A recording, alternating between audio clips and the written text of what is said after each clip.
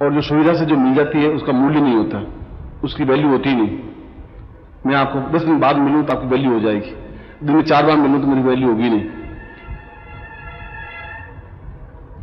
ये false Prestige कहलाती है।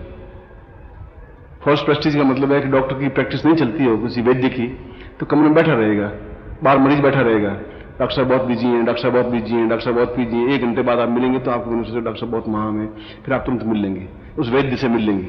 तो गुरु जी भी फॉल्स गुरु जी होते हैं, बहुत मिलते ही नहीं, अंदर बैठे बैठे मक्खी मारते रहते हैं, पर मिलते नहीं वो।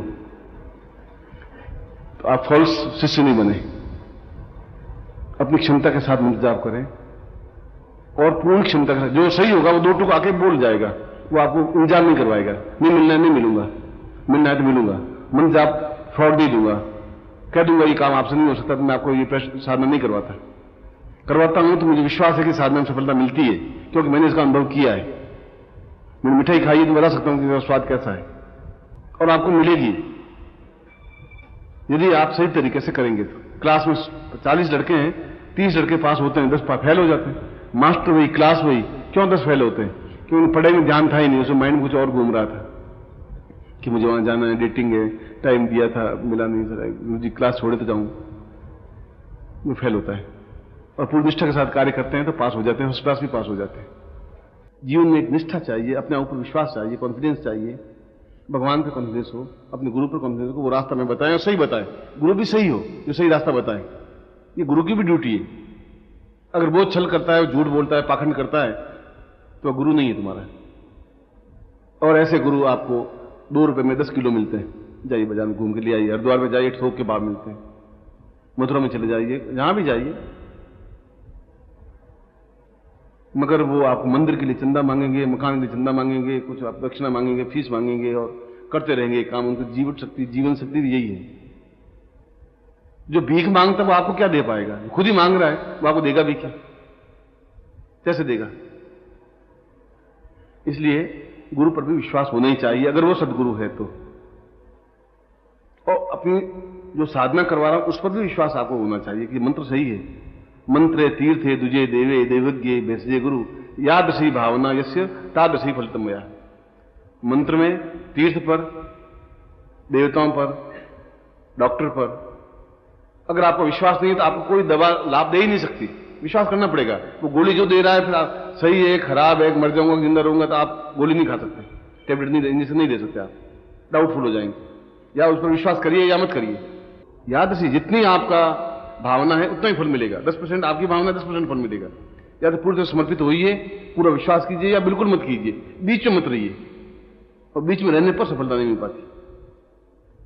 इंडियन अमेरिका में क्या है कि या तो शिष्य बनेंगे ही नहीं, बनेंगे तो अपना सब कुछ लुटा देंगे, बस फकीर होकर के आपके सामने खड़े हो जाएंगे कि गुरु जी आप जाने।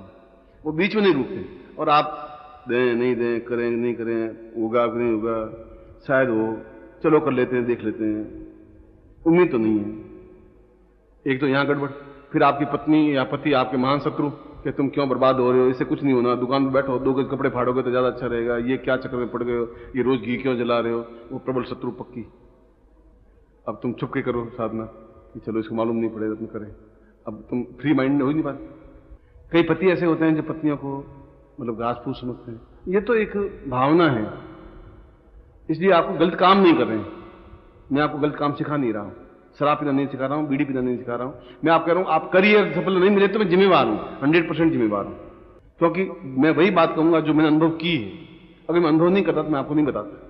मगर एक बार जब मंत्र बिल्कुल हृदयस्थ हो जाएगा, हृदय पे, चित्त पे अंकित हो जाएगा, और पूर्ण श्रद्धा और विश्वास के साथ हृदय पर अंकित होगा, और गुरु आज्ञा पालन के साथ होगा, तो सफलता मिलेगी ही मिलेगी। क्योंकि जो बोलने वाला है, जो गुरु है, जो आपको मार्ग दिखाने वाला है, वो चाहे तपस्वी हो, चाहे सन्यासी हो, चाहे योगी हो, चाहे कोई व्यक्ति हो, वो अपने आप में उन सबके लिए एक नाम रखा गया है जिसको गुरु कहा गया है। वो चाहे सन्यासी वेश में है, चाहे गृहस्थ वेश में है, चाहे अवघड़ वेश में है, चाहे वेश तो धारण कोई लंगूटी धारण किया हुआ है या 20 कपड़े पहने हुए हैं, यह महत्वपूर्ण कपड़ों का नहीं है। चाहे हरिद्वार पे रहने वाला है, चाहे जंगल में रहने वाला है, चाहे शहर में रहने वाला है, यह है कि इन समस्त अलग अलग, चाहे धर्म माने, चाहे संप्रदाय माने, चाहे किसी भी ईश्वर को माने, चाहे कोई भी हो, मगर वह गुरु है। इसीलिए कोई भी साधना में सफलता तब तक नहीं मिल पाती जब तक उनकी आज्ञा का पालन हम नहीं करें। और गुरु वैसी ही आज्ञा दे जो शिष्य के हित में हो, अपने हित में आज्ञा नहीं दे। ऐसा नहीं गुरु अपने हित में आज्ञा दे। यह भी शास्त्रों में मर्यादा है कि शिष्य के हित में आज्ञा दे और शिष्य उसका पालन करे। वो आज्ञा दे, वो पालन करे, मगर वो आज्ञा दे उनके हित में कि तुम्हारे लिए अनुकूलता यह है। तो वो देख परखता रहता है कि आज्ञा मानता है कि नहीं मानता है। यदि आज्ञा मानता है तो सही शिष्य है, इसको मुझे और आगे अग्रसर करना है। यदि आज्ञा नहीं मानता है तो ठीक है, ये अपने पाप कर्मों की वजह से खुद ही दुख भोगता है और भोगता रहेगा, सफलता इसको नहीं मिल सकती।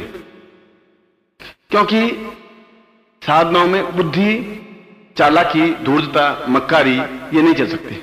साधनाओं में तो एक विश्वास चल सकता है, एक आस्था चल सकती है, एक भक्ति चल सकती है, एक प्राणों से जुड़ाव चल सकता है और आज्ञा पालन चल सकता है। यह दोनों अलग अलग रास्ते हैं। यदि सांसारिक जीवन में जाएंगे तो आपको चतुराई भी बतानी पड़ेगी, बुद्धि भी बतानी पड़ेगी, होशियारी भी बतानी पड़ेगी, कला भी दिखानी पड़ेगी। वो एक अलग क्षेत्र अलग है। यह क्षेत्र जो साधना का क्षेत्र है, जो जीवन का आवश्यक है, क्यों इन समस्याओं से मुक्ति पानी है हमें, इसके लिए गुरु हो और उसकी आज्ञा पालन हो।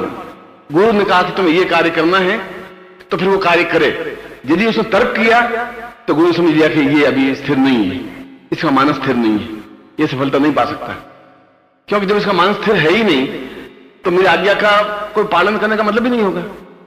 मैं तुम्हें कहूंगा कि आप लेफ्ट साइड से जाएंगे, कनाट प्लेस जाएंगे और आप रोहिणी की ओर निकलते रहें, आप आज्ञा पालन नहीं करें तो रोहिणी में आप 200 मील जाने पर भी आपको कनाट प्लेस नहीं मिल सकता। कनाट प्लेस मिलने के लिए तो उनकी आज्ञा का पालन करना ही पड़ेगा तुम्हें कि भाई इस साइड से जाओगे और वजीपुर डिपो से आप राइट टर्न मोड़ोगे, पंजाब बाग आएगा, यूं जाएगा, जो भी रास्ता है, यूं रास्ता उसको बताए, उस रास्ते से चलेगा तभी उसको सफलता मिल पाएगी। अब वो नहीं माने, वो कहते गुरु जी ने कहा मैं उधर चलूंगा, मैं नहीं मानता, तो उसको पूर्णता, सफलता, श्रेष्ठता, उच्चता और दिव्यता और तेजस्विता और जो कुछ वो चाहता है वो नहीं मिल सकता, चाहे वो कितनी साधना कर ले। क्योंकि उसके मन में एक आता कि आज्ञा तो मानेगा नहीं, इसको मंत्र देने से या कुछ करने से फायदा भी नहीं है, अनुकूलता है ही नहीं, क्योंकि अभी इसका चित्त निर्मल बना ही नहीं। अब इसके चित्त पर एक बुद्धि का एक आवरण है, बुद्धि का एक दबाव है तब बेकार कहना है इसको। या आज्ञा मानता है या नहीं मानता, दोनों में से एक बात घर में भी है। अगर आप मुखिया हैं और यदि आपकी पत्नी आगे पे आज्ञा नहीं माने, बेटा की दूसरी लाइन पे चले, दूसरा बेटा दूसरी लाइन पे चले, तीसरा बेटा तीसरी लाइन पे चले, तो आपको सोचिए कि आप परिवार को भी नहीं चला सकते। उसके लिए भी उन सबको उनके मतभेद हो सकते हैं, पर आज्ञा पालन लास्ट में तय है कि भाई पिताजी ने कहा है हमें ये काम करना है, इनके घर में नहीं जाना है तो इनके घर में नहीं जाना है, कोई कारण हमारे हैं हम उनके घर नहीं जाएंगे, चाहे चाचा हैं, चाहे भाई हैं, चाहे ताऊ हैं, चाहे एक्स हैं, चाहे भाई हैं, हमें होटल में नहीं जाना है तो नहीं जाना है। तो घर के मुखिया की आज्ञा पालन तो होता ही है, तो गुरु का भी एक आज्ञा पालन तो होता ही है। इसीलिए साधनाओं में सफलता के लिए यह बिल्कुल एक साधारण और सामान्य प्रयोग दिखता है, मगर अपने आप में महत्वपूर्ण प्रयोग है। आज के आदमी के जीवन के लिए तो अत्यंत आवश्यक प्रयोग है। और इसीलिए मैंने कहा कि इसके पहले यह आवश्यक है कि उस व्यक्ति में एक आज्ञा पालन बने, ये निश्चय करे कि उन्होंने मुझे मंत्र दिया है, मुझे मंत्र का पालन करना है। और जो मुझे कहा कि सुबह 4 बजे मंत्र जाप करना है, मुझे 4 बजे करना है। उन्होंने मुझे कहा 3 माला मंत्र जाप करनी है, 3 माला मंत्र जाप करनी है मुझे, वो आज्ञा पालन करे। अब उसमें तर्क करे 3 माला 4 माला कर दूं तो क्या हो जाएगा, 2 माला करूंगा तो क्या हो जाएगा, 25 माला कर दूंगा जल्दी सफलता मिल जाएगी। अब आप खुद सोचिए कि मैं तुम्हें कहूं कि रोज आपको 6 रोटी खानी चाहिए, बहुत है, आपको महीने की 6 18 180 रोटी एक साथ खा लूं तो क्या तकलीफ होगी गुरु जी? 180 रोटी खाती तो मतलब बहुत तकलीफ में आ जाओगे। अब तुम अपना तर्क करोगे नहीं 180 रोटी एक साथ खाते 29 दिन कौन अटैक करेगा, नहीं कर सकते तुम। इसीलिए एक लिमिट है कि वाइब्रेशन उतना ही मन पाएगा, उतना ही काम कर पाओगे जितना आप पचा सकोगे मंत्र को। मंत्रों को आपके शरीर में पचाने की शक्ति की क्षमता आनी चाहिए, और वह भी तब मंत्र के साथ गुरु भी आपके शरीर में एक सन्निहित होते रहे, समाहित होते रहे, तो गुरु उतना ही समाहित हो पाएगा जितना आपके शरीर में ज्ञान और चेतना है। वह गुरु भाप लेता है कि इसमें ज्ञान और चेतना 5 माला की है, 21 माला की है, 3 माला की है, 1 माला की। इसीलिए यह प्रयोग प्रत्येक प्रकार की साधनाओं में, चाहे मैंने कहा आध्यात्मिक 2 पक्ष है हमारे जीवन के, एक भौतिक पक्ष है, भौतिक में शरीर आ गया, धन यश मान पद प्रतिष्ठा ऐश्वर्य सब आ गया। एक आध्यात्मिक पक्ष है जो शुद्धता, निर्मलता, चैतन्यता, पूर्णता, सफलता, ईश्वर दर्शन, कुंडली जागरण, सहस्रार जागरण और ब्रह्म में साक्षात्कार होना और लीन हो जाना, ये एक पक्ष हो गया। और दोनों ही जीवन में आवश्यक है, उससे मन शांति मिलती है, इससे समाज में यश मिलता है। इसे दोनों का समन्वय, इसलिए अलग अलग साधना दी है, मगर दोनों प्रकार की साधनाओं में सफलता के लिए प्रयोग एक ही है। चाहे वो प्रयोग साधना करें तभी इसी प्रयोग से प्रारंभ करें, या प्रयोग करें फिर उस बाद साधना कर लें। ये नहीं आज 20 साल बाद भी, 25 साल बाद भी, 500 साल बाद भी, जिस समय तो आज से 10,000 साल पहले पैदा हुए थे, वो प्रयोग आज भी चल रहा है और लोगों ने सफलता पाई। और मैं खुद इस बात का साक्षी हूं, इसलिए आज आपको ये प्रयोग दिया है, बता रहा हूं। और सामान्य सिंपल, उन्होंने कहीं जटिलता इसमें नहीं बरती, तो ऐसा आपको उलझाया नहीं, सीधा सरल कहा कि इसके बेस एक ही है कि आपके जीवन में गुरु होना चाहिए, उनकी आज्ञा पालन होना चाहिए, बस बेस इतना ही रखा है। और फिर गुरु के लिए भी बेस रखा कि आप आज्ञा देंगे तो शिष्य के हित में देंगे, बस खत्म। अपने हित में नहीं देंगे, ये नहीं कहेंगे कि आप मुझे ये काम करें, ऐसा नहीं, शिष्य के हित में देंगे। और शिष्य का हित इसमें है कि वो आज्ञा पालन करे ही। अब देखिए, आप वो करे तभी सफलता मिल पाएगी, नहीं करे सफलता नहीं मिल सकती उसमें। जो नहीं करता ही उसमें बुद्धि उस पर हावी हो जाएगी, बुद्धि हावी होते ही वो सारा किया धरा पानी मिल जाता है, और गुरु के मन में संशय पैदा हो जाता है कि ये शिष्य नहीं बढ़ सकता, नहीं कर सकता कुछ भी, क्योंकि मानेगा ही नहीं तो फिर मैं इसको कितनी बार समझाऊंगा और कहूंगा भी क्या, और क्या फायदा भी होगा, क्योंकि तर्क इसमें नहीं चल सकता। इसमें तो केवल श्रद्धा चल सकती है, तर्क और श्रद्धा दोनों अलग अलग चीज है। तर्क दुकान से कर सकते हैं कि 20 रुपए आप बता रहे हैं, 20 रुपए का नहीं है, 15 रुपए का भाव है, आप देखिए मैं 16 रुपए ले रहा हूं, यहां तक तो वहां तो चल सकता है तुम्हारा, पर मंत्र में तर्क कहां से चलेगा? मंत्र में श्रद्धा होगी कि गुरु हैं, चाहे वो लंगोटधारी है, चाहे जंगल में रहने वाला है, चाहे शहर में रहने वाला है, चाहे आदमी है, चाहे औरत है, चाहे वृद्ध है, चाहे बड़े गुरु है जिसमें ज्ञान है, और वह मेरे हित में आज्ञा दे रहा है और मुझे उस आज्ञा का पालन करना है। कोई भी साधना, अगर साधना नहीं है तो जीवन है भी नहीं। अब मेरे जीवन में साधना नहीं है तो जीवन नहीं है, पर साधना फोर्स भी नहीं हो सकती। जबरदस्ती बैल को मार करके मैं यहां से मैसूर तक नहीं ले जा सकता बैल को एक रात में, लकड़ी के घोंचे लगा के नहीं ले जा सकता, उसकी एक रफ्तार है, एक लिमिट है। आपके माला मंत्र जाप करने की लिमिट है, मुझे मालूम है कि आप 5 माला के ज्यादा आप उसको झेले कर लीजिए, 21 माला कर लीजिए, 500 माला कर लीजिए, मगर वो बाकी बेकार जाएगी, शरीर तो झेलेगा उतना ही भाई कि 8 रोटी झेलेगी, 20 रोटी खा लेंगे अजीर्ण होगा, दूसरे दिन आप तकलीफ पाएंगे, खा के पड़े रहेंगे, 2 रोटी खा लिए तो कमजोर हो जाएंगे। इसलिए गुरु इस बात को देखता है, आज्ञा देता है, और ये भी देखता है क्या पालन कर रहा है। इसलिए आज का दिन इस साधना की दृष्टि से एक महत्वपूर्ण दिवस है, और आपके जीवन में गुरु हो, आपके जीवन में श्रद्धा हो, और आपके जीवन में आज्ञा पालन हो, जो आपके लिए हितकर है, जो आपके लिए श्रेष्ठकर है, और आप साधना में सफलता पाएं, ऐसा मैं आपको आशीर्वाद देता हूं और आपकी कल्याण कामना करता हूं। एक प्रश्न मन में शंका आ सकती है कि हर बार इस माला को क्या करें। ये माला मंत्र सिद्ध करके रखते हैं इसलिए कि उस काल में ये माला आपके लिए सीधी इफेक्टेड होगी। भोजन बनाने के लिए केवल आपके लिए अग्नि ही इफेक्टेड हो सकती है। नीचे आप पानी का लोटा भर के रख दें तो रोटी नहीं पक सकती, क्योंकि उसके लिए अग्नि की दाहकता जरूरी है। तो प्रत्येक के लिए अलग अलग मंत्र जब से की हुई माला ही इफेक्टेड हो पाएगी। इसलिए मैंने कहा कि जब ये साधना करें तब इस माला को पहने, उसके बाद इस माला को आप विसर्जित कर दें, और विसर्जित करना जरूरी है। विसर्जन करने का मतलब है कि हम उस देवता तक अपनी बात पहुंचा देते हैं।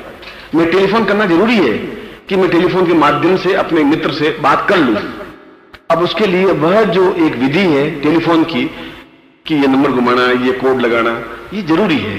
तो इस साधना में इससे कनेक्टेड जो एक गोपनीय प्रयोग होता है वह उस माला में सम्मिलित किया जाता है कि आप इतनी बड़ी प्रयोग नहीं कर पाएंगे 20 दिन का, तो वह माला में सम्मिलित कर लिया जाता है।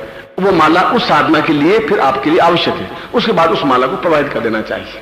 प्रवाहित करने से जल देवता है, वरुण देवता है, वो अपने आप में आपकी कार्य सिद्धि के लिए उन देवताओं से अपने आप संबंधित स्थापन कर लेगा। वह कोड नंबर जो है 0291 वह उपग्रह अपने आप जोधपुर से कनेक्टेड कर लेगा। मुझे जोधपुर से कोई तार नहीं जोड़ना है, ये माला अपने आप उस देवता से संबंधित बना देगी अपना। मेरे कहने का तात्पर्य यह है, इसलिए माला पहले मंत्र सिद्ध करके ही रखनी पड़ती है। उसके बाद जब प्रोवाइड करेंगे ही नहीं तो वहां तक चीज पहुंचेगी नहीं तो सफलता मिलेगी नहीं। हम लालच करते हैं कि क्या करें, इसलिए प्रोवाइड कर देने। त्याग वृत्ति, त्याग का मतलब है ऐसा नहीं, त्याग वृत्ति का मतलब है यह एक तरीका है, श्रेष्ठता है, यह क्रम है। इस क्रम के अनुसार चलेंगे तभी सफलता मिल पाएगी। ओम परम तत्वाय नारायणाय गुरुभ्यो नमः। ओम ह्रीं मम प्राण देह रोम प्रतिरोम चैतन्य जाग्रय ह्रीं ओम नमः। ओम भूर्भुवः स्वः तत्सवितुर्वरेण्यं भर्गो देवस्य धीमहि धियो यो नः प्रचोदयात्।